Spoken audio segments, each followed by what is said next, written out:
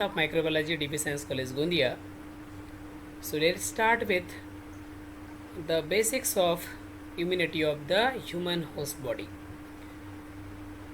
Generally, whenever the pathogen enter inside the host body, or whenever the pathogen wants to enter inside the host body, the defensive reaction shown by the host against invading pathogen is collectively called as a immunity. This immunity of the host is given at three different levels. First one is generally responsible for restricting or avoiding entry of pathogen inside the host body. This defensive reaction is collectively called as a first line of defense. This first line of defense is made up of the different barriers, which were mechanical barriers, chemical barriers, some reflexes, even the biological barriers. These all barriers were normally present at the site of infection, which commonly called as a portal of entry. So these all first line of defense component are normally present at the site of entry and not allowing the pathogen to enter inside by their mechanical properties, chemical properties, or due to the presence of some normal bacteria there. All the components involved in this first line of defense were generally non-specific, and the components were synthesized inside the host from the birth.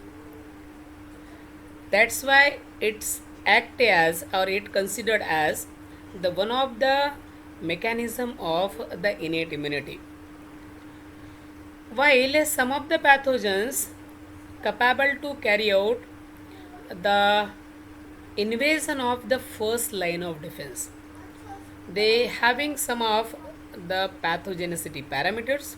Due to that reason, these breach the first level or the first line of defense and enter inside the host body. So on such entered pathogen inside the host, now a second line of defense is act, and this second line of defense, which is given by the host body against invaded pathogen, which were already past the first line of defense, is comprised of some non-specific cell mediated reactions such as phagocytosis and inflammation, non-specific physiological reactions such as fever, non-specific protein mediated reactions such as complement action and complement activation and action, and interferon synthesis and action. All the event takes place at the second line of defense are also the non-specific, and these both first line of defense and second line of defense, as these both the defensive reactions are non-specific in nature, and whatever the component involved in this defensive reaction are synthesized before exposing the body to the pathogen. That means these reactions were developed inside the host body even before pathogen entry, and that's why these both the defensive reactions were collectively called as a innate immunity, or it is also called as a by birth immunity, or commonly called as a non-specific immunity. Some of the pathogens even able to carry out the escaping from the second line of defense.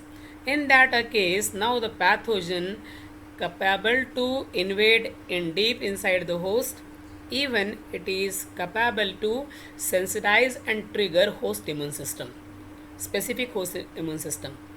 In that case, now depending upon the nature of pathogen, specific category of the cell become activated. Mostly they belonging to the lymphocyte class, and depending upon the class of the cell activated, different specific effector molecules were produced, such as in case of the entry of the pathogen belonging to the bacterial class, effector cell is B cell and effector molecule is antibody. That category of the defensive reaction specific towards the bacterial infection is called as a humoral immunity, while in case of the tumors or in case of the viruses, the immunity is mainly given by the cytotoxic T cell, which is called as a cell mediated immunity. So these all were called as different levels of the immunity. First line, second line are non-specific, and the third line of defense is generally specific one. And as a third line of defense is gained by the host after entrance of the pathogen inside, that's what it is generally called as a acquired immunity. So